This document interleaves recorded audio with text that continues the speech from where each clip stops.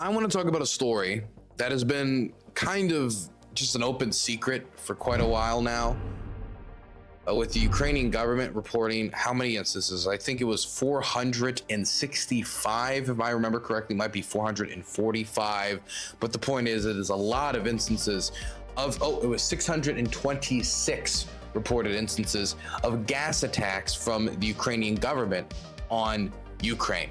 Now, that would mean chemical weapons were being used against Ukrainian forces.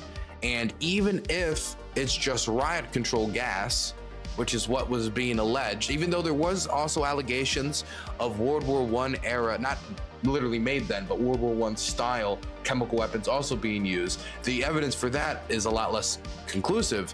The evidence for illegal chemical weapons being used by the Russian army at this point is conclusive.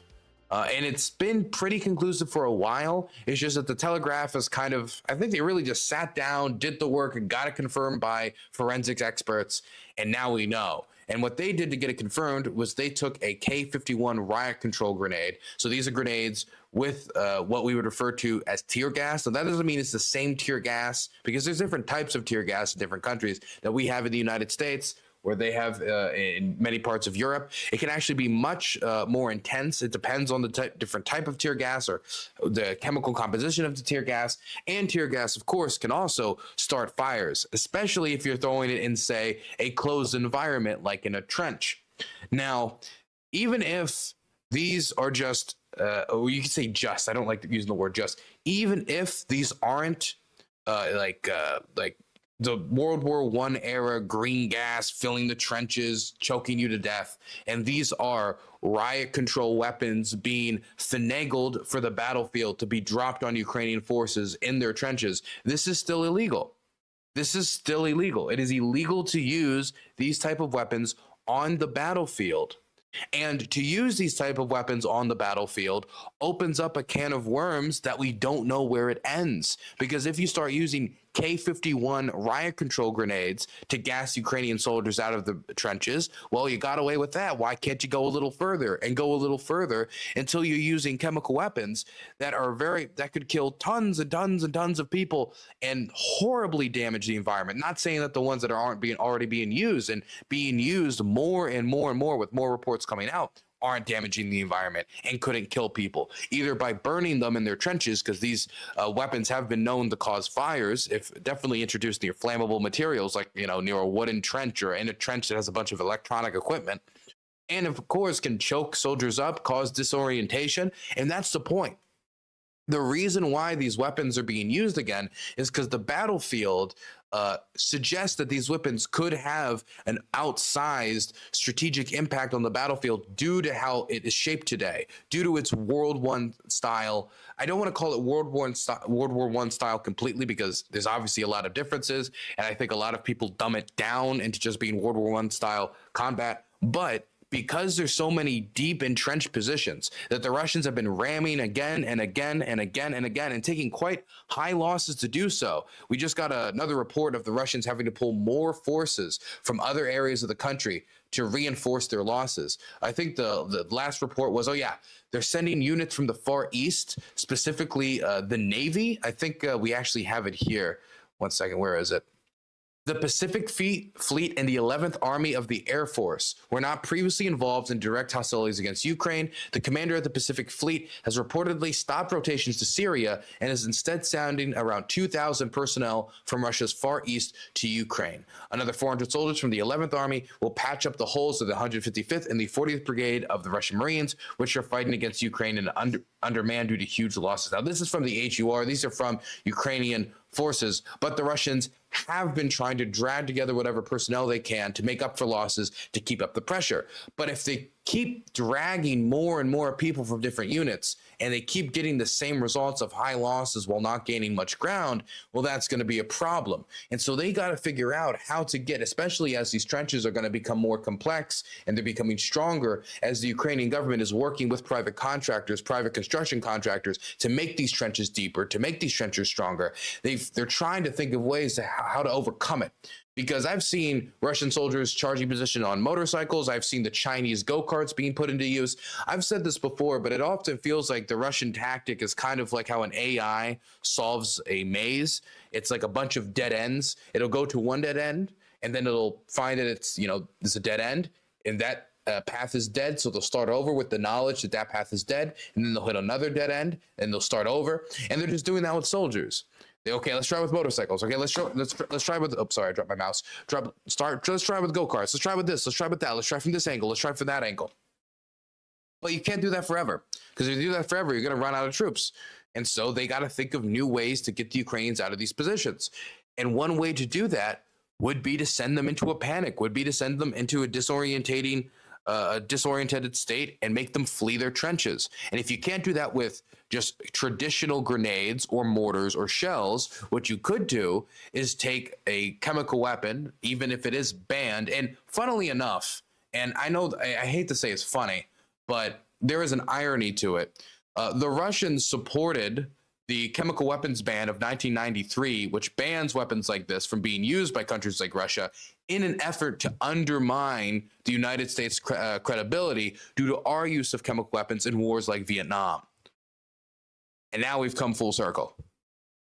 But they want to drop these grenades into the trenches so that when the chemicals start taking over the trench, the Ukrainian soldiers are going to panic because they don't know, hey, is this chemical going to kill me? Is this chemical, it's making me choke, I can't see, and it could kill them, it could catch a fire.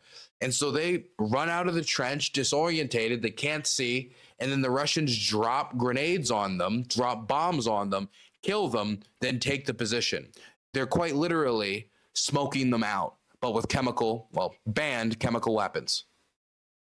And some people might say, okay, so the Ukrainian government says there's been over 626 gas attacks, and that's probably an underreport, to be honest, 626 gas attacks. And, the Telegraph said that, and they got a forensics expert. But, the Telegraph is a Western outlet, and I don't like that logic, but the Telegraph is a Western outlet, and the Ukrainians obviously have a bias here. And you have all this testimony from all these Ukrainian soldiers and all of these medical professionals and all these people on the ground. But at the end of the day, I mean, come on, those are all the Western sources or Ukrainian sources. I don't trust that. So how about this? The Black Sea Fleet's 810th Naval Infantry Brigade boasted about the deployment of chemical weapons in a post on Telegram in December, posting a video of what it claims were K-51 gas grenades, the exact type analyzed by the Telegraph forensic team connected with the OPCW, being dropped on Ukrainian positions. And I quote, "Thanks to the head of the Radiation, Chemical, and Biological Defense Troops for the weapons provided and their timely delivery." From the 810th Naval Infantry Brigade. So, to be clear, the Ukrainians are claiming it. Forensics experts are claiming it. Respected, we're talking about Telegraph here, but respected, news publications are claiming it, and the Russians themselves are admitting it. The Russians are using banned chemical weapons in Ukraine, but this has been such an open secret for so long, it feels like it's getting barely any attention.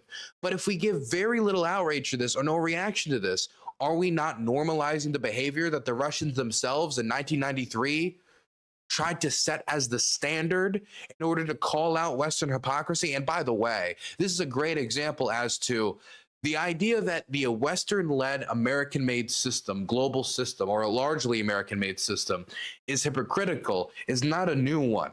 But if the response to that system is to be even more hypocritical or to try to juke them out in being hypocritical, that's not a good response. Because then what you're saying is, yeah, our opponents are shit, so let's all be shit. Let's all be shit together. We can be a giant cavalcade of shit. Not a good response.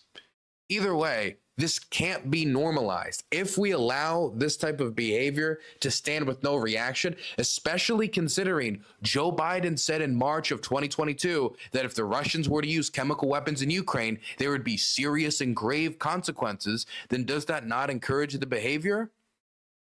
But why would the Russians feel any need to heed America's warnings if we've had aid blocked up for 6 months, no end in sight, No compromise in sight, as Mike Johnson is still running between the White House and Trump, trying to get approval for some plan, as Marjorie Taylor Greene holds the equivalent of a legislative gun to his head over the possibility of recalling him if he passes Ukraine aid, according to her. Russia is using chemical weapons in Ukraine. That is being normalized, even though they set the standard against it. Not only is it hypocritical, but it is scary how little attention this is getting.